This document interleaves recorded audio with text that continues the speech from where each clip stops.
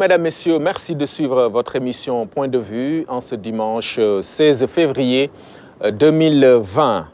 Nous recevons avec plaisir le docteur Cheikh Tidiane Gadio, vice-président de l'Assemblée nationale, ancien ministre des Affaires étrangères du Sénégal et président de l'Institut panafricain de stratégie.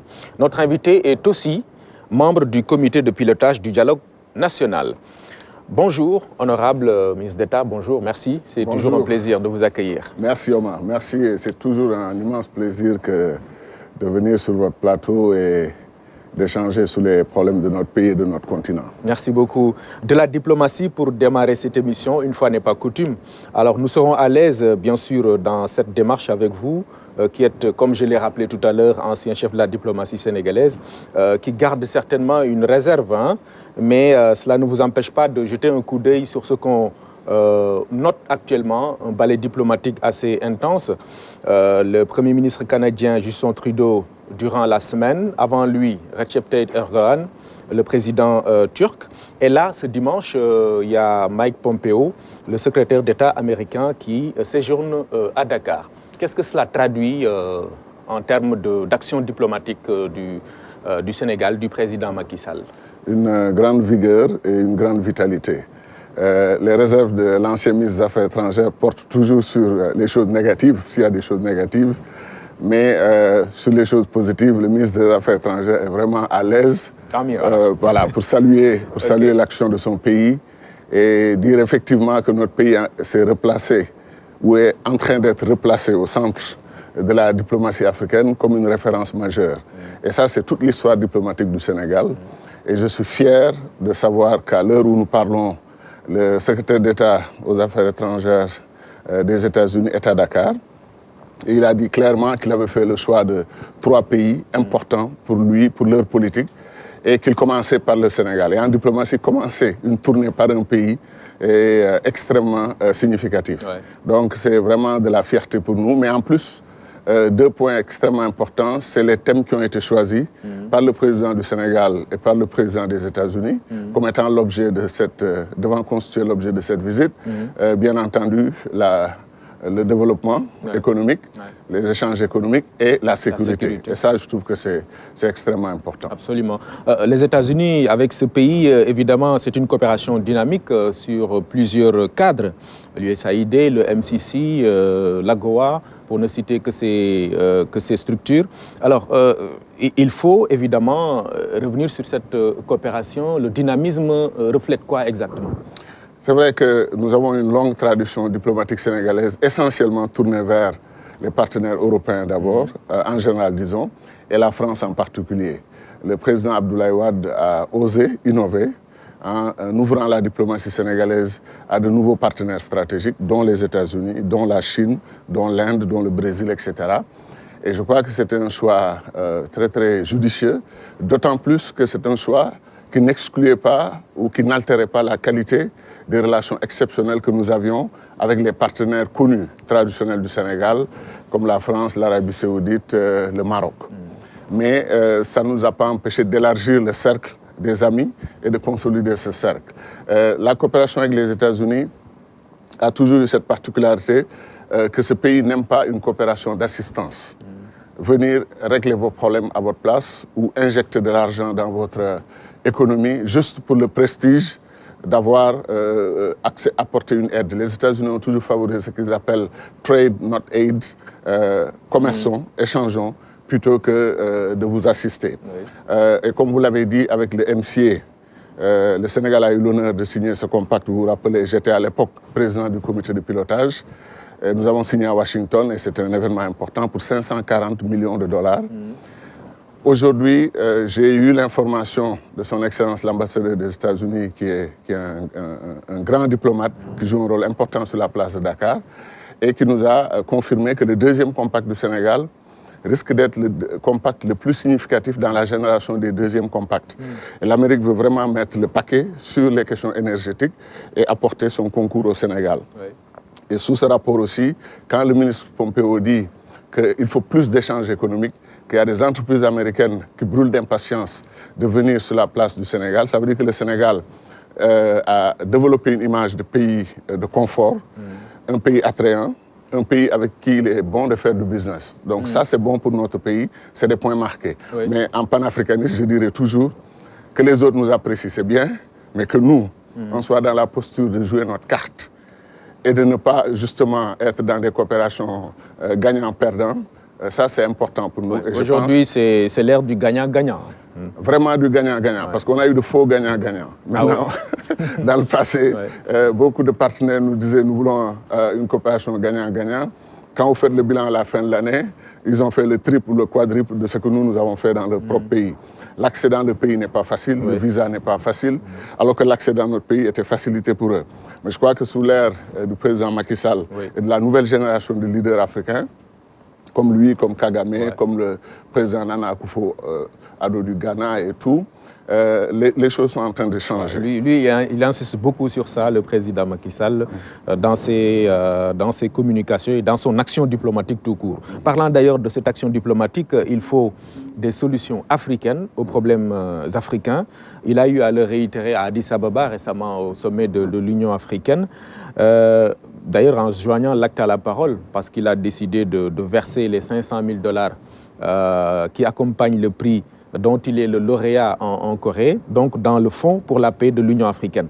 Alors, quelle est la portée d'un tel geste dans le cadre du financement, justement, des initiatives de paix qu'on note souvent dans le continent? Vous savez que j'ai toujours été critique, et sans le cacher, d'abord dans des formes diplomatiques, ensuite dans des formes un peu plus directes, qu'il était incompréhensible que les Africains disent solution africaine aux problèmes africains, et le lendemain, ils prennent l'avion pour aller à Bruxelles, chercher de l'argent pour financer les solutions africaines aux problèmes africains. On le sait, qui paye commande. Absolument. Et donc, quand le président du Sénégal, à l'Union africaine, fait une proposition que j'ai personnellement trouvée très audacieuse et très judicieuse. Et je pense que tous les patriotes africains, tous les panafricanistes, tous les Africains debout doivent saluer une telle proposition. Parce que le président revient un peu à la maxime de Cheikh Anta Diop. La sécurité précède le développement. Et sans sécurité, on ne peut pas parler de développement. Sous ce rapport, quand le président Sall propose que les pays africains acceptent de donner 1% de leur PIB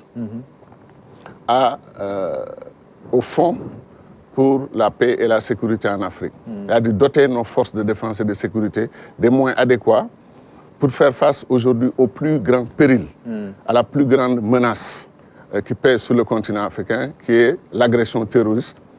Je dirais même la déclaration de guerre des terroristes contre l'Afrique. Et il était temps qu'un dirigeant africain dise aux autres, l'agriculture est une priorité absolue. C'est la première des priorités. L'éducation, la santé, les infrastructures, extrêmement important. Mais si nous ne posons pas les fondements d'une Afrique en sécurité, tout cela risque de tomber comme des châteaux de cartes. Et donc, c'était important qu'il fasse cette proposition. Et il demande maintenant, parce que les gens vont dire, oui, mais où est-ce qu'on va trouver cet argent, etc. Comme d'habitude, beaucoup d'Africains, quand une bonne proposition est posée sur la table, au lieu de penser tout de suite à comment enrichir cette proposition, si elle a des petites erreurs, essayer de les corriger, certains Africains vont tout de suite tirer dessus. C'est comme s'ils étaient négationnistes à 100%. Rien n'est bon ou rien de bon ne peut venir des Africains. Cette fois-ci, je pense que c'est une question sensible. L'Afrique a 1000 priorités pour des raisons peut-être dont on parlera. Mais cette priorité de la sécurité, elle est la priorité numéro 1. Absolument. Elle est devenue une super priorité. Et le président du Sénégal dit à ses collègues, faisons une démarche commune avec nos partenaires internationaux pour leur dire que notre niveau de déficit de 3%, s'il nous est possible d'ajouter 1% de déficit, on pourra trouver assez d'argent pour financer le développement. 1% du PIB, le PIB de l'Afrique est le PIB le plus difficile à calculer au monde, pour différentes raisons que l'on sait, les statistiques, la fiabilité des données économiques et autres. Mais globalement, il y a un consensus autour de 2500 milliards de dollars comme PIB global du continent. Certains vont jusqu'à 3000 milliards, 3200, d'autres vont jusqu'à 2000, 2100. Mais on peut faire une bonne moyenne autour de 2500. Alors, 2500 milliards, vous prenez 1%, ça fait 25 milliards de dollars. Alors que l'Afrique était en train de chercher 500 millions de dollars pour financer le G5 du Sahel. L'Afrique était en train de chercher un peu plus que ça pour couvrir ses besoins. Imaginez si la proposition du président Sall est adoptée et qu'on ait 25 milliards de dollars pour que nos troupes, nos soldats, et leurs leaders, les officiers supérieurs, je vous jure, à cause des défis et des challenges, nous avons les meilleurs officiers supérieurs, les meilleurs hommes de troupe en termes de patriotisme et d'engagement, prêts à mourir pour l'Afrique. Il leur manque des moyens. Absolument. Il faudra donc appuyer et accompagner, soutenir cette initiative-là, quoi. Mais c'est une initiative même qui entre dans le cadre d'un sommet extraordinaire de l'Union africaine. Extraordinaire, pas un sommet pas ordinaire, Oui. non. Un sommet extraordinaire du point de vue des décisions qui ont été prises, parce qu'il y a cette initiative majeure. Ce qui m'a étonné, c'est que la presse mondiale a soulevé la question, la presse africaine n'a pas suivi. Je ne sais pas si vous avez vu un seul débat sur cette proposition de 1% du PIB de l'Afrique pour financer notre guerre contre le terrorisme et contre les terroristes et défendre ce continent. Il n'y a pas eu beaucoup de discussions là-dessus. Il faut en discuter. Que nos financiers, nos statisticiens, nos économistes prennent cette question et nous aident à la rendre opérationnelle. D'ailleurs, le président a lancé un appel à la Commission économique pour l'Afrique des Nations Unies et la Commission de l'Union africaine d'approfondir cette proposition. Mais moi, j'aurais proposé qu'on approfondisse, certes, mais qu'on tienne coûte que coûte à la réussite et à la mise en place de ce fonds, parce qu'il y va de la survie de l'Afrique. Absolument. C'est vrai qu'en rapport avec le continent, le terrorisme, c'est un phénomène. On se demande même si, en Afrique, on prend bien conscience de cette agression. Malheureusement, non. C'est un enjeu extrêmement important. Omar, demandez à combien d'hommes politiques africains, femmes politiques africaines, de leaders africains, d'intellectuels africains, de journalistes africains de très haut niveau, combien d'entre eux pensent que l'Afrique est en guerre? Vous serez très déçus. Ils vont vous dire, oui, mais écoute, certes, il y a des escarmouches là, il y a des combats, oui, il y a peut-être des choses très graves qui se passent au Mali, au Niger et au Burkina Faso, et ils en ont fini. C'est un problème très sérieux. Boko Haram a fait 30 000 morts, des gens assassinés, brûlés, attachés et jetés dans les fleuves, égorgés devant leurs familles, des instructeurs égorgés devant leurs enfants. Au Niger, on tue 80 soldats dans une seule attaque. Ce n'est pas de petits groupes terroristes de 5 ou 10 ou des unités de 20 qui vont tuer 80 soldats.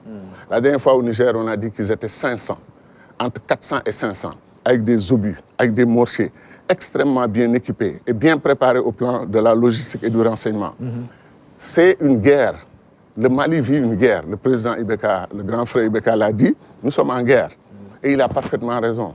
Et l'objectif, bien entendu, c'est non seulement de démanteler le Mali, séparer le nord, séparer le centre, et continuer l'hyperbalkanisation de l'Afrique, qui a réussi à paralyser le continent.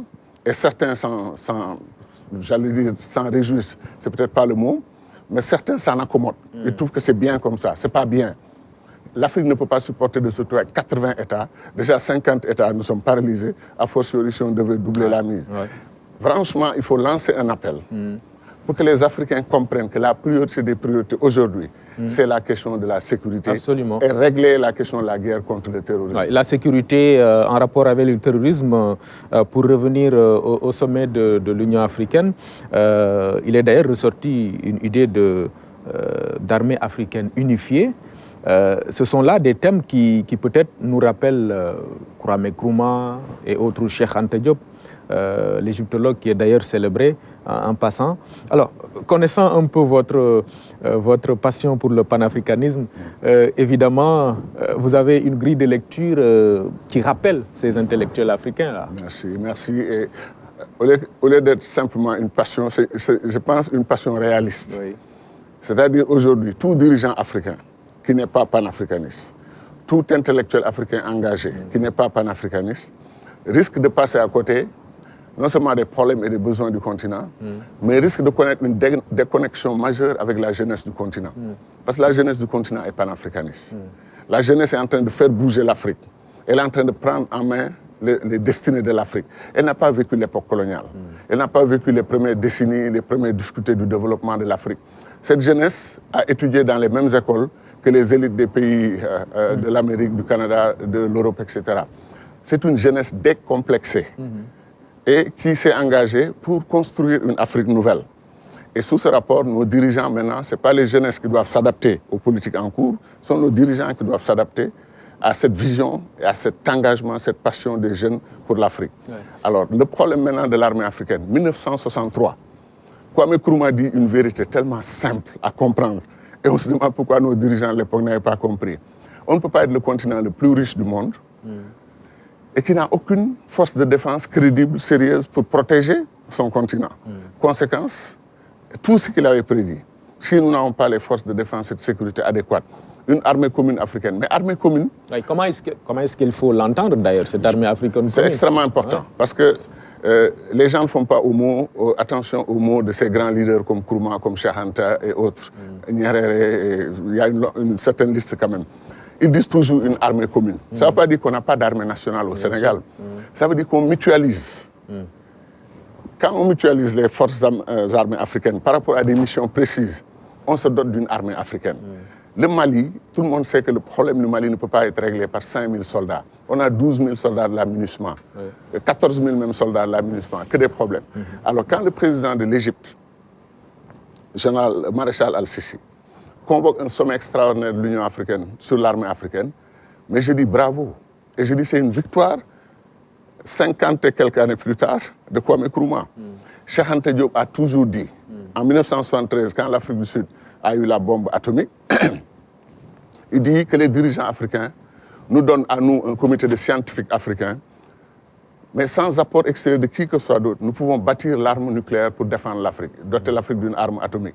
Voilà le patriotisme des scientifiques, des grands leaders africains qui voulaient... qu'ils étaient en avance sur les dirigeants actuels? Alors, est-ce qu'ils étaient en avance ou ils étaient en adéquation avec leur époque et ils ont maîtrisé l'ensemble des complexités et les autres dirigeants de leur époque étaient eux en inadéquation avec les défis et les challenges, mais c'est la vérité. Ça, c'est mettre en face les dirigeants de l'époque et ces intellectuels dont on... Mais c'est la vérité historique parce que aujourd'hui, on vous parle de Zeleka, on vous parle d'ECO, c'est-à-dire on parle de monnaie commune africaine, on parle de banque centrale africaine, on vous parle de politique extérieure commerciale africaine, commune. On parle de diplomatie africaine. On se bat aux Nations Unies pour avoir un siège ou 2 sièges de membres permanents avec droit de veto. Oui. Toutes choses que Nkrumah avait dites en 1963. Pourquoi ça prend 57 ans pour que tout le monde le comprenne? Et aujourd'hui, je dis, il y a un renouveau de ce panafricanisme, de cet engagement du continent. Mais Al-Sisi, l'armée africaine, bravo. Cyril Ramaphosa, l'actuel président en exercice, président de l'Afrique du Sud, dit moi aussi j'appelle un sommet, j'appelle même un double sommet. Un sur la sécurité et le terrorisme, la lutte contre le terrorisme. Ensuite, j'appelle un sommet sur la ZLECA, parce qu'il nous faut accélérer l'intégration de l'Afrique. Qu'est-ce qu'on doit dire? On doit dire bravo à ces chefs d'État. Enfin, l'Union africaine s'adresse aux vrais problèmes du continent. Avec des ordres du jour de 3, 4, 5 pages, on passait à côté très souvent, parce qu'on faisait des centaines et des centaines de résolutions qui ne sont jamais relues ni mises en œuvre, encore moins mises en œuvre. Mais là, nos chefs d'État ont fait preuve de pragmatisme. Je crois qu'il faut les féliciter. Moi, je suis très critique parce que, comme je dis, j'ai une passion réaliste pour l'Afrique. L'Afrique mérite plus, l'Afrique mérite mieux. Et nos leaders doivent le comprendre. S'ils ne veulent pas être décrochés et dépassés par la vague montante des jeunes, des élites et des patriotes africains qui savent que l'Afrique peut avoir sa place à côté de la Chine, à côté de l'Inde, à côté du Brésil, et concurrencer même demain les États-Unis et l'Union européenne si et seulement si l'Afrique est unie. Et ces États-Unis d'Afrique, ou au plan continental, ou au plan régional, c'est ça l'agenda du jour. Il n'y a pas un autre agenda. Absolument. Mais on peut quand même leur reconnaître ce patriotisme, cet amour pour l'Afrique, cette génération de dirigeants africains. Tout à l'heure, on parlait du président Macky Sall, du président Paul Kagame et tant d'autres qui, aujourd'hui, quand même, il faut le reconnaître, veulent faire bouger les lignes dans le continent. C'est ce que j'appelais une nouvelle génération de leaders africains qui ne sont pas forcément dans la continuité de ce qui s'est passé avant. Ils adoptent des paradigmes de rupture. Et je pense même qu'on ne connaît pas peut-être le fond de leurs pensées, parce qu'il y a des choses qu'au plan diplomatique, ils ne peuvent pas dire, mais nous qui sommes relativement un peu plus indépendants, nous pouvons le dire à leur place. Mais dans la démarche, dans la vision, le président Nana Akufo-Addo a dit ici à Dakar, devant le président Macron, écoutez, sur la question de l'éducation, c'était ce grand sommet sur l'éducation, il dit, mais l'Afrique a besoin de rupture. Nous ne pouvons plus continuer ce qui s'est passé jusque-là. Donc, il y a un nouveau langage, il y a un nouveau style. C'est ça. Et ce qui est regrettable dans nos pays, c'est le temps perdu. Mamadou Dia, un des héros les plus extraordinaires de l'histoire du Sénégal, qui a connu une fin tragique, emprisonné, 12 ans à Kédougou, qui a continué son combat jusqu'à la mort, qui n'est pas réhabilité encore au Sénégal, qui n'est pas reconnu comme étant un héros à côté de Senghor, bien sûr. Senghor a contribué. Cheikh Anta, Senghor et Mamadou Dia. Voilà un trio magique. Chacun d'entre eux apportant quelque chose d'extraordinaire. On aurait pu bâtir un très beau et un très grand pays. Et faire que le président Macky Sall, qui est né quand eux, ils se chamaillaient. Oui. Ils avaient des problèmes. Ce président Macky Sall pouvait venir ne s'occuper que de la modernisation du Sénégal. Ouais. Aujourd'hui, il est obligé de faire et de la modernisation, mais justement, et de la modernisation et du développement. Le développement, vous creusez des forages, mais vous essayez de construire un train express régional à grande vitesse. Et les gens vont dire, mais nous, on n'a pas besoin de terre, on a besoin d'eau, on a besoin d'électricité. Ça veut dire que il a trouvé des choses, des déficits qu'il fallait d'abord combler, qu'il faut rattraper. Voilà. Donc ça aussi, c'est un grand problème. Okay. Et vraiment, je pense qu'il faut nous réconcilier avec notre histoire et notre passé. Mais réconcilier avec notre histoire, notre passé, c'est évoquer justement ces hommes dont vous venez de parler. On ouvre une parenthèse rapidement pour évoluer. Cheikh Anta Diop, par exemple, on le célèbre d'ailleurs. On apprend que ses disciples sont à Ceytou. Récemment, il y a eu un colloque sur sa pensée, etc. Dans nos discussions tout à l'heure, on évoquait ses relations avec justement les dirigeants de l'époque, Senghor, Mamadou Dia, etc. C'est ça. Comment est-ce qu'on doit, doit comprendre la pensée, les réflexions qui ont été faites en son temps par ces grands hommes, Cheikh Anta surtout? C'est ça, c'est-à-dire les rivalités humaines sont quelque part normales, mais elles ne doivent pas pousser jusqu'au blocage et bloquer la marche de tout un continent, de tout un pays. Et c'est ce qui nous est arrivé. Nous, on a grandi en croyant que Senghor a voué une haine viscérale à Cheikh Anta et qu'il l'a bloqué sur tous les plans. Au plan universitaire et intellectuel, c'est vrai. Mais on ne savait pas qu'au plan humain et au plan même peut-être du respect intellectuel, il y avait autre chose. J'ai découvert récemment un document qui m'a surpris, pour dire le moins, qui m'a surpris. Et si vous permettez, je peux vous citer 2 ou 3 petits passages de ce document. Je ne savais pas que Senghor avait dit cela de Cheikh Anta Diop. Et je dirais pourquoi c'est peut-être important pour nous de prêter attention à ce genre de point de vue. Après avoir expliqué qu'il a envoyé une lettre de condoléances à Mme Diop, l'épouse de Cheikh Anta, et ensuite au recteur Souleymane de l'UCAD, de l'université Cheikh Anta, Senghor dit ceci, et c'est intitulé « Déclaration du président Léopold Sédar Senghor sur la mort de Cheikh Anta Diop ». C'est le 12 mars 1986 dans le journal Le Soleil. Et donc je passe sur certains détails. Il dit « Je voudrais tout de suite, Senghor, je voudrais tout de suite dissiper un malentendu. Il y a un domaine où je n'étais pas d'accord avec le professeur Cheikh Anta Diop, c'était le domaine politique, et je ne l'ai pas caché. Par contre, j'avais de l'admiration pour le grand chercheur qu'il était. J'étais le premier à reconnaître qu'il a joué un rôle décisif dans la découverte des origines égyptiennes, non seulement de la civilisation négro-africaine, mais encore de la civilisation de l'universel. Okay. Et Senghor ajoute, si le mouvement de la négritude, que quelques étudiants, dont moi, dont j'étais, ont lancé dans les années 30, ce mouvement s'est développé malgré les assauts des racistes blancs et de quelques faux nègres, il le doit en grande partie à l'œuvre scientifique de Cheikh Anta Diop. Je n'ai pas attendu sa mort pour le dire, et son élève et ami maître Boukounta Diallo peut en témoigner. Alors il dit, comme on le sait, le professeur Cheikh Anta Diop a plus que tout autre Africain, ça c'est important, plus que tout autre Africain, établi méthodiquement, scientifiquement, que les Égyptiens, c'est-à-dire les fondateurs avec la première écriture de la première civilisation digne de ce nom, étaient des nègres. Point. C'était au demeurant ce qu'avait suggéré l'historien Hérodote. Et il conclut ceci, cette superbe phrase qui m'a beaucoup impressionné. Comme je l'ai souvent affirmé, le professeur Cheikh Anta Diop avait raison, plus sans doute qu'il ne le croyait. Okay. Alors ça, c'est un message... Finalement, c'est des divergences politiques, mais une reconnaissance de sa dimension intellectuelle et scientifique. Et que malheureusement, il n'a pas matérialisé en le laissant être enseigné à l'université de Dakar, en ne l'accompagnant pas à l'IFAN dans ses recherches, en ne lui donnant pas les moyens nécessaires. C'est-à-dire la confusion entre l'adversaire politique et l'intellectuel scientifique de très haut niveau qu'il fallait accompagner. Il n'a pas réussi cela. Mais ce qu'il dit ici est un message aux Senghoristes qui continuent de nier la grandeur de Cheikh Anta Diop. Moi, j'ai osé dire que Cheikh Anta Diop était non seulement l'Africain du XXe siècle, en 1999, quand on décidait qui était l'Africain du XXe siècle, ou l'homme du XXe siècle, j'ai dit pour nous, Africains, il n'y a pas de discussion. C'est Cheikh Anta Diop, l'Africain du XXe siècle. J'ai dit, même on peut pousser le bouchon jusqu'à dire que c'était l'homme du XXe siècle, parce que c'est lui qui a réconcilié, au fond, les peuples africains, européens, asiatiques, en refondant l'histoire et en disant la vérité historique. Et ça, c'est important pour le moral des populations africaines à qui on a dit qu'on n'était rien, qu'on n'a rien inventé, on n'a participé à aucune histoire, on vient de la nuit noire, on est des peuples maudits, c'est pour ça qu'on a d'ailleurs été esclavagisés parce qu'on était bon que pour ça, etc., etc. Cheikh Anta nous a rendu, par-delà notre dignité, il nous a rendu la conviction que si un peuple a été grand dans l'histoire, on était les premiers. Et comme disait l'autre, make America great again, nous on peut dire aussi make Africa great again. Il est possible de rendre à l'Afrique sa grandeur parce qu'on a prouvé dans le passé, il y a plus de 3000, 4000 ans, donc finalement, ce sont les disciples d'aujourd'hui, cheikh antaïstes, si on peut le dire comme ça, et sengoristes, de comprendre que... qu'il y avait du respect. Qu'il y avait du respect, Du respect entre les deux, et que l'histoire du Sénégal ne peut pas continuer à avancer dans l'antinomie, la contradiction entre Senghor, Cheikh Anta, Senghor, Mamadou Dia, que chacun reprenne sa place, les Valdiodio Ndiaye, qu'on leur redonne leur place.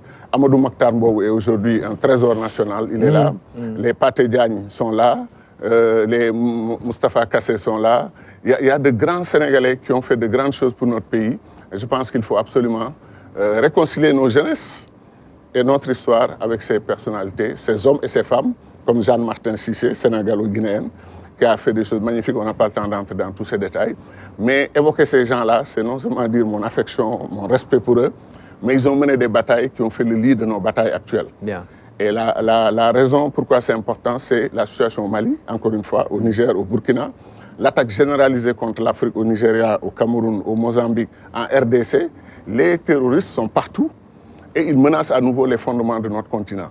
Cette faible prise de conscience sera catastrophique pour l'Afrique si on ne redresse pas la barre rapidement. Ok. Chez nous, en tout cas, au Sénégal, un cadre comme le dialogue national initié par le président Macky Sall peut être mis à profit pour parler des questions essentielles et importantes. C'est vrai, le dialogue a démarré, le calendrier adopté, les termes de référence, etc. Récemment, la presse a fait état de blocage au niveau de la commission politique. Que savez-vous de tout cela? Alors, deux choses, si vous permettez une courte parenthèse. Oui. Dans le cadre des hommages rendus, Samir Amin a fait l'objet d'un symposium à l'Université de Dakar avec les élites sénégalaises et africaines et même internationales qui lui ont rendu l'hommage mérité. Voilà quelqu'un qui a consacré quasiment toute sa vie à sa deuxième patrie, le Sénégal. Il est égyptien d'origine et il a vécu au Sénégal. On lui doit la création de ces organismes majeurs qui font la beauté de la vie intellectuelle à Dakar, le CODESRIA, l'IDEP, ENDA, Tiers-Monde, que tout le monde connaît, le forum du Tiers-Monde. Et moi, j'ai étudié aux États-Unis les théories de développement. Quand on a mené Samir Amin dans nos cours, j'étais tellement fier. C'est comme si on parlait d'Abdoulaye Ly, de Cheikh Anta Diop. J'étais fier parce que je le prenais comme un compatriote. Parce qu'en plus, c'était aussi, bien entendu, un panafricaniste. Mais ce qui est important chez lui, et qu'il nous a légué, c'est la compréhension des théories de développement entre la périphérie et le centre. Le centre, c'est les grands centres capitalistes. Et les pays périphériques, comment les politiques de développement sont articulées différemment. Ensuite, la théorie de la dépendance. Senghor a beaucoup parlé de détérioration des termes de l'échange et l'échange inégal. Voilà des choses qui sont dues à Samir Amin et à son école. Donc vraiment, que Dieu bénisse son âme. Et je pense que les Sénégalais, par-delà les élites, un hommage populaire à Samir Amin serait vraiment à l'ordre du jour. Maintenant, pour le dialogue national. Je suis membre du dialogue national, membre du comité de pilotage. Je suis dans deux commissions qui me semblent stratégiques. La commission paix et sécurité et la commission ressources naturelles. Et je fais le lien, le pont rapidement entre ressources naturelles et paix et sécurité. Parce que je ne veux pas qu'à cause du pétrole et du gaz, que mon pays soit déstabilisé pour une quelconque raison. Ou que des agresseurs extérieurs ou intérieurs s'organisent pour amener des briquets, comme je dis, parce que les thèmes de gaz et pétrole sont des thèmes inflammables. Je l'avais dit déjà ici, sur votre plateau. Donc il faut qu'on fasse attention, qu'on sache raison garder. Et le dialogue national nous permet de discuter. Franchement, je ne révélerai jamais les discussions en cours et les excellentes perspectives que je vois. Parce qu'il faut laisser la primeur au chef de l'État et la primeur au peuple sénégalais. Mais ce que je dois dire, c'est que il faut qu'on fasse attention sur un point. Il y a 7 commissions. il ne faut pas que la commission politique... domine les débats, quoi. Voilà, que la commission politique domine les débats. Vous savez pourquoi? Je l'ai dit, moi j'aimerais que des statisticiens nous aident à faire les statistiques de la vie politique au Sénégal. Oui, pour savoir il y a combien d'hommes politiques et combien de politiciens par rapport aux 15 millions de Sénégalais. Quand le président Sall appelle à un dialogue national sur l'ensemble des préoccupations des Sénégalais, le chômage des jeunes... Tout à l'heure, on parlait de la sécurité, par exemple. Par exemple, la sécurité, la paix, une bonne gestion des ressources naturelles, ça vaut beaucoup, c'est beaucoup plus important que le politicien qui va au dialogue politique pour régler la question de... C'est combien la caution pour les municipales? C'est ça. Est-ce qu'il nous faut combien de parrainages pour pouvoir être éligible? Oui, il nous faut amnistier tel ou tel, Khalifa Sall, Karim Wade, etc. C'est ça, c'est-à-dire quand l'agenda politique prime sur tout le reste, le dialogue national, on va dire que les autres commissions ont servi d'ornement, mais en réalité, c'est les hommes politiques et les femmes politiques qui nous ont piégés pour régler leurs problèmes et ne pas régler les problèmes du Sénégal. Donc, je ne dis pas que c'est ça. Je connais des amis, beaucoup d'amis de l'opposition, comme du pouvoir, comme des indépendants, qui sont des patriotes que je salue et qui sont dans le dialogue politique, tout simplement. Le général Mamadou Niang est un grand Sénégalais, comme son frère, le général Lamine Cissé, qui est décédé sur les questions de paix et de sécurité. Je vous disais tantôt que quand vous allez dans les instances internationales, que le général Lamine Cissé entre, ou le général Niang, ou les grands généraux sénégalais qui sont là, Ablaye Fall, le général Sow et tous ces généraux, tous ces officiers, tout le monde vient vers eux. Tout le monde est content de la qualité des élites sénégalaises. Donc quand tous ces gens se mettent ensemble pour discuter les problèmes du pays, il ne faut pas que, malheureusement, nos amis de la presse ne tombent dans le piège des querelles internes à la commission dialogue politique. Oui. C'est une commission sur 8 au total. Oui, mais malheureusement, c'est une commission quand même qui a de l'envergure pour des raisons que l'on sait. Évidente. La politique, c'est une matière dominante, si on peut le dire comme ça. Tout à fait d'accord. Voilà, sur la scène. Mais est-ce que c'est pas un peu... Mais je m'excuse, Omar. Oui. Quand vous parlez de l'emploi des jeunes, c'est beaucoup plus important. Voilà, comment encourager le secteur privé sénégalais, les PME, les PMI, comment les soutenir pour que ces PME, PMI créent... C'est extrêmement important. On veut créer 1 million d'emplois. On veut donner de l'espoir aux jeunes pour qu'ils n'aillent pas dans les pirogues, qu'ils n'aillent pas mourir dans le désert ou se faire piéger par les terroristes en Libye. Comment est-ce qu'on peut avoir une chance de discuter de tout cela, que tout cela soit mis, disons, en deuxième, troisième ou quatrième rang, parce que les hommes politiques veulent avoir des élections locales, municipales rapidement. Ils veulent régler la question de leur parrainage, de leur caution, etc. Honnêtement, ils ne représentent peut-être pas 1% des 15 millions de Sénégalais. Peut-être qu'ils représentent 0,0. Mais ils réussissent quand même à on l'a dit tout à l'heure, dominer les discussions. Parce que, regardez par exemple ce qui s'est passé avant le début du dialogue. Ils ont, enfin, on a fait croire que cette commission politique avait une indépendance, voilà, une autonomie par rapport au comité du dialogue, comité national carrément. On a failli un peu, voilà, amener un conflit entre les deux structures. De façon intelligente, on a réglé le problème. Oui. On a marché sur nos deux jambes. C'est vrai que cette commission, qui avait commencé par évaluer les élections présidentielles, s'est progressivement saisie des enjeux du dialogue national et a commencé son travail. Ils peuvent faire travailler 7 mois, bâtir des consensus, venir maintenant au lancement officiel du dialogue national. On leur dit, vos 7 mois, vous le mettez dans la poubelle, venez, on recommence tout. Ça n'était pas bien.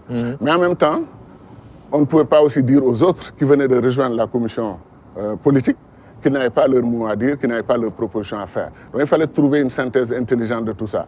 Ça, c'est réglé, je pense. Les choses sont apaisées. Moi, mon appel va dans une autre direction.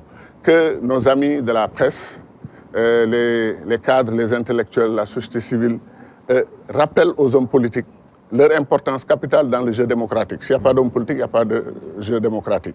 Tout ça, c'est vrai. S'il n'y a pas d'institutions fiables et respectées, un fichier électoral respecté par tout le monde, il n'y a pas d'élection. Et il n'y a pas de jeu politique apaisé. Or, le Sénégal, pour arriver tranquillement vers l'ère du pétrole et du gaz, a besoin d'un pays apaisé. Absolument. Où nous tous, on comprend que l'éducation de nos enfants est prioritaire. La résolution de l'agriculture, qui est un préalable au développement. Un peuple qui ne mange pas à sa faim ne peut pas se développer, ne peut pas se réveiller pour aller travailler au développement, comme dit mon ami le professeur Moussa Seck, n'est-ce pas? Donc, si vous prenez tout ça ensemble, il faut que le dialogue national serve au moins à quelque chose. Une démocratie apaisée, une démocratie consensuelle, une démocratie de concertation. Je l'ai dit ici, la majorité comme le pouvoir, comme les indépendants, nul n'a le monopole de la vérité. Absolument. Chacun d'entre nous sommes des êtres humains, nous essayons. Et parfois, moi j'aurais rêvé d'une démocratie où de temps à autre, le président Sall peut recevoir le leader de l'opposition, ou recevoir un groupe d'opposants, avoir un déjeuner de travail avec eux et leur dire voilà aujourd'hui mes priorités, qu'est-ce que vous pensez de l'action de mon gouvernement, qu'est-ce qui ne va pas, qu'est-ce qu'il faut corriger. Mais nous voulons ça, nous sommes un peuple de dialogue comme on dit. Le dialogue fait partie de notre culture. Les gens dañuy waxtaan, les gens parlent, ils discutent, comme on dit en pulaar, et les gens s'entendent. Donc il est urgent qu'on comprenne cela. La politique joue son rôle, mais que notre presse s'intéresse à la commission du dialogue social, la question de la violence faite aux femmes, les viols, les meurtres, la question de l'insécurité du grand centre dans nos villes, c'est une catastrophe. Quand vous avez peur, vous, Omar, moi, de quitter chez moi à 10 h du soir pour aller faire une course et revenir, je me pose des questions, est-ce que si tout va bien se passer, etc. Ça, il faut qu'on règle ce problème. Et les Sénégalais doivent en discuter. Parce que la sécurité commence par les populations. Absolument. Ça se joue dans la tête des populations. Et il faut qu'on change nos méthodes, notre vision. Et ensuite, il nous faut respecter les forces de l'ordre, les forces de défense et sécurité. Parfois, ce sont les Sénégalais qui embrouillent les cartes, qui se comportent mal dans la circulation, qui ont des attitudes non citoyennes et qui réclament maintenant des attitudes citoyennes aux policiers et aux gendarmes, etc. Le tout va ensemble. Il faut créer une dynamique nationale vers plus de responsabilités de tous les citoyens. C'est comme ça qu'on peut peut-être avancer ensemble. Il y a un autre débat, peut-être que le dialogue va régler, on ne sait pas. Mais en tout cas, on susurre un projet de nomination du maire de Dakar et ça fait polémique. Chacun donne sa position. Vous, qu'est-ce que vous en pensez? Moi, je pense que c'est un débat intéressant. Vous savez, ce qu'on appelle les dogmatiques en politique, dans la société, dans la vie de tous les jours, c'est des gens qui ont des réponses prêtes pour toutes les questions, y compris les questions qui n'ont pas encore été posées. C'est-à-dire, ils vivent d'un ensemble de principes. Moi, quand j'ai entendu l'idée la première fois, toute ma curiosité a porté sur pourquoi une telle innovation? Qu'est-ce que ça apporte au pays? Et j'ai posé beaucoup de questions. Et je suis en train de réfléchir et de voir, parce que notre démocratie sénégalaise, si elle n'est pas typiquement sénégalaise, ce n'est pas notre démocratie. Ça veut dire qu'on l'a imposée de l'extérieur avec des valeurs que nous ne partageons pas forcément. Alors, quand on me dit, par exemple, que le maire de la capitale dispose de moyens importants, énormes, et qu'il travaille, souvent il est politique d'ailleurs, il peut appartenir à un mouvement politique et autres, mais il serait important d'avoir un maire, un grand cadre, un grand technocrate, un homme ou une femme, qui a la confiance du gouvernement, qui gère l'ensemble du budget national pour pouvoir travailler en synergie et en harmonie. Ça, je dis, c'est intéressant, il faut réfléchir. Deuxièmement, on me rappelle que la capitale n'appartient pas aux citoyens dakarois seulement. La capitale appartient aux gens de Tambacounda, citoyens de Casamance, de Fouta, de Diourbel. C'est la capitale du Sénégal. C'est la capitale du Sénégal. Alors, pourquoi la capitale du Sénégal? Où on draine apparemment, en tout cas c'est des chiffres que j'avais avant, 0,3% du territoire, la région même, 85% des ressources du pays.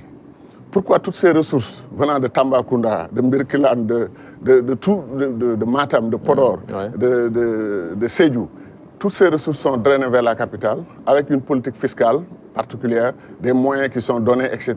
pour gérer la capitale. Pourquoi ça devrait être géré par l'APR ou le Parti socialiste ou notre mouvement, Louis Jotna ou un autre mouvement? Pourquoi ça ne devrait pas être un bien commun de tous les Sénégalais, géré peut-être avec une équipe qui a, ou en tout cas une personnalité qui fait consensus et qui est nommée pour diriger une politique de la capitale? Ça ne veut pas dire que les citoyens dakarois, dans leur arrondissement, ne peuvent pas se doter de leurs leaders locaux, de leurs leaders dans les arrondissements.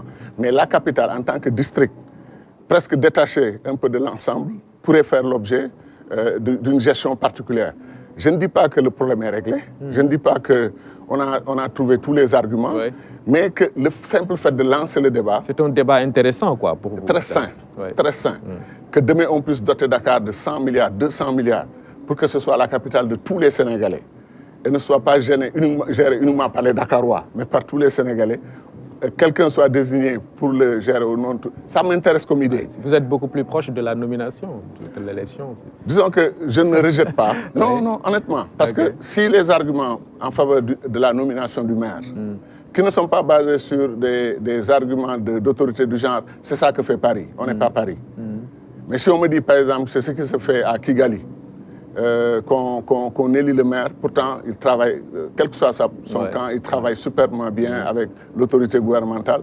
Pourquoi pas? Pourquoi pas? Je n'ai pas tranché. Ce que j'essaie d'expliquer, c'est que quand un débat comme ça arrive, il est tout nouveau. La première réaction, ce n'est pas de dire oui ou de dire non. C'est de dire pourquoi. Pourquoi et réfléchir, quoi. Et récupérer tous les arguments, les peser et prendre une décision consensuelle. C'est tous les arguments. Parce que voilà des questions qu'il ne faut pas trancher dans l'adversité ou les polémiques. Il faut qu'on discute et qu'on s'entende. Un mot sur le coronavirus qui devient un problème de santé publique à l'échelle mondiale. La sortie du président de la République, Macky Sall, son discours de vérité sur la gestion de cette épidémie a suscité aussi des réactions. Comment est-ce que vous avez perçu cette position-là? Alors, moi, concernant bien sûr nos compatriotes qui sont là-bas. Bien sûr. Moi, j'ai la chance d'avoir des relations avec des pays. Par exemple, je dis que le Maroc est un pays que je considère ami de mon pays et mon ami. Le Tchad est un pays qui fait un travail extraordinaire pour la sécurité des Africains. Beaucoup de sacrifices, je les considère comme un pays ami. Et je considère la Chine comme un pays ami pour différentes raisons, pour mon histoire particulière, politique, etc., de jeunesse. Mais c'est un pays que j'admire parce que de la pauvreté absolue de la fin des années 50, aujourd'hui candidat au statut de première puissance du monde. Je suis très fier de la Chine. Et je n'ai pas apprécié la stigmatisation de la Chine parce qu'ils ont eu le malheur de voir ce virus naître dans leur pays, se développer et commencer à faire des ravages. Premier devoir de tous les pays du monde, c'était un devoir de responsabilité, de solidarité et de soutien. Mais on a entendu des propos racistes, on a vu des blagues racistes dans l'Internet un peu partout. Alors maintenant, concernant nos jeunes citoyens, là encore, je pense que la question de la mutualisation et de l'approche panafricaine des problèmes peut nous aider. Moi, en tant que parent, mon fils a fait 3 ans d'études en Chine.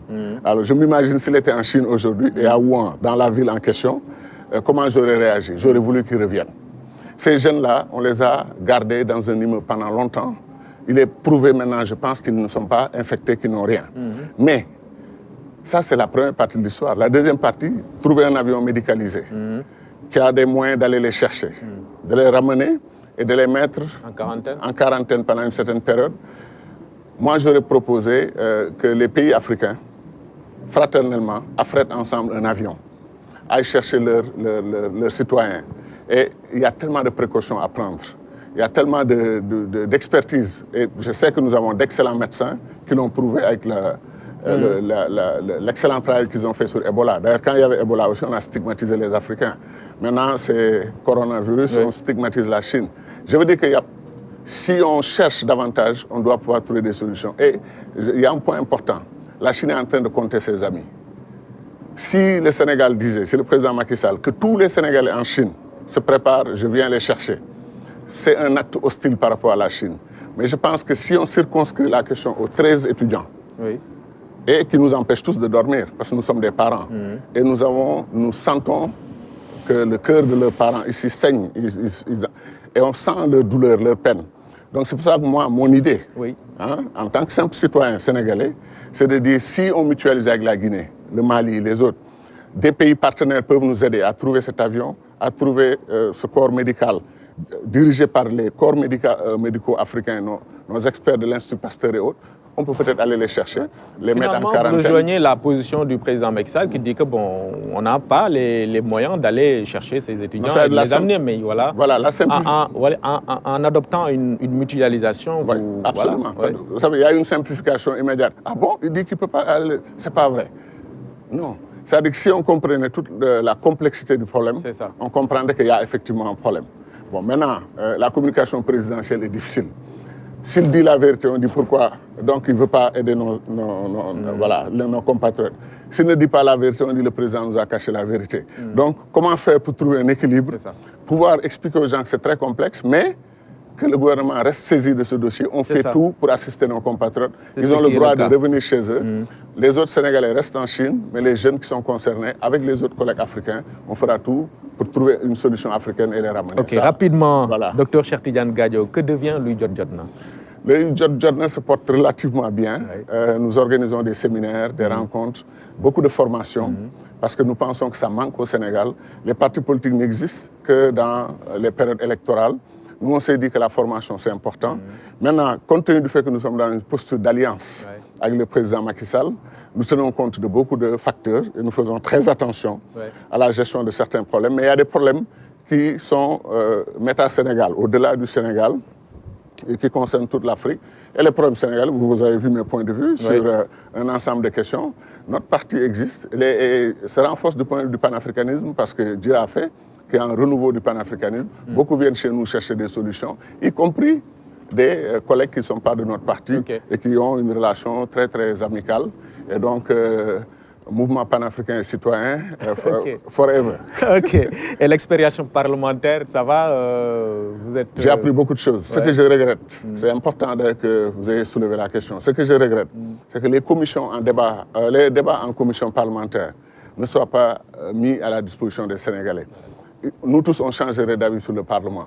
On nous montre uniquement la plénière, où chacun a 5 minutes, vient parler... Chaud, quoi. Voilà. Mais si on nous montrait les plénières, je vous jure, les députés ont un niveau que les gens ignorent, et ils approfondissent avec maintenant des assistants parlementaires qui font un excellent boulot, qui viennent nous aider. L'Assemblée a changé. Et il y a des gens, pas comme moi, mais comme d'autres, beaucoup de cadres. Mamadou Lamine Diallo, c'est mon frère de toujours, docteur en économie, même docteur d'État peut-être, et qui est là-bas. D'autres cadres africains, sénégalais, sont au Parlement, de l'opposition comme la majorité, des gens brillants, des gens qui s'occupent de la diaspora, des gens qui s'occupent des problèmes des femmes. C'est une assemblée de qualité, quoi. Non, c'est-à-dire je suis en train de dire qu'on est en train de faire une mutation et qu'on atteindra l'assemblée de qualité, mais l'assemblée ne peut être de qualité que si elle est soutenue par le peuple sénégalais, Très bien. par la base, par les citoyens. Mais pour ça, il faut que l'information circule sur le vrai travail parlementaire qui est abattu dans cette institution. Merci beaucoup. Et je remercie aussi le leadership du président Moustapha Niasse, un grand frère. Je pense qu'il fait un excellent boulot avec son expérience de l'État. Il nous apporte beaucoup. Merci beaucoup, Dr Cheikh Tidiane Gadio, vice-président de l'Assemblée nationale et ancien ministre des Affaires étrangères du Sénégal, président de l'IPS, l'Institut panafricain de stratégie. Merci beaucoup. C'est moi. Mesdames, Messieurs, merci d'avoir suivi. Rendez-vous dimanche prochain.